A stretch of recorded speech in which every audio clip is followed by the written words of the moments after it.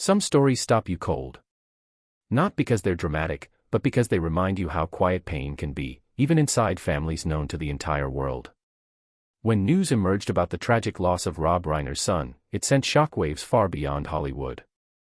Rob Reiner, the filmmaker behind Stand By Me, The Princess Bride, and When Harry Met Sally, had spent his life telling stories about human connection.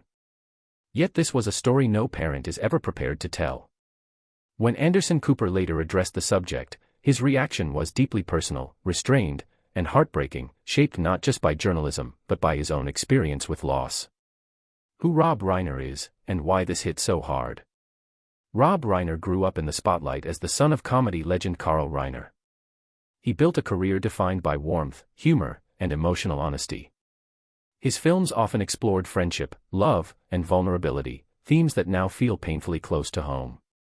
Behind the success, Reiner was also a father, fiercely private about his children, protective of their lives away from fame. That privacy made the loss even more devastating. What was shared about his son's struggle? Out of respect for the family, details were limited. What has been shared publicly suggests a long, difficult struggle, one that many families quietly face but rarely discuss openly. Mental health challenges don't always look the way people expect. They don't always come with obvious warning signs. They don't always respond to love, support, or success. Those close to the situation emphasized that this was not about failure, weakness, or neglect, but about pain that became overwhelming. Anderson Cooper's personal connection. When Anderson Cooper spoke about the tragedy, his voice carried something deeper than professional sympathy. Cooper lost his own brother, Carter, under tragic circumstances many years earlier.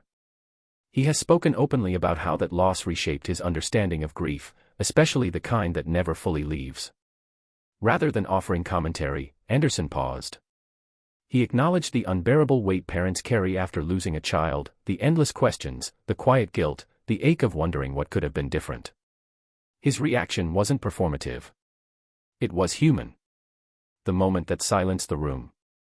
During the discussion, Anderson Cooper briefly struggled to continue. Not because he lacked words, but because some truths are too heavy to speak easily. He emphasized that suicide is rarely the result of one moment, one argument, or one mistake.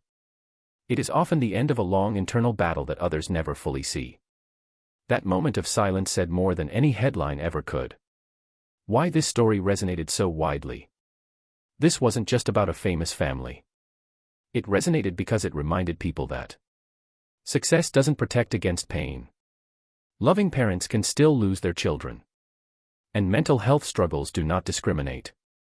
People across generations recognize themselves in the story, as parents, siblings, or individuals who have quietly battled their own darkness. Rob Reiner's quiet strength. Rob Reiner did not turn the tragedy into a public platform. There were no press tours. No dramatic statements. Instead, those close to him described a man leaning into family, reflection, and private grief.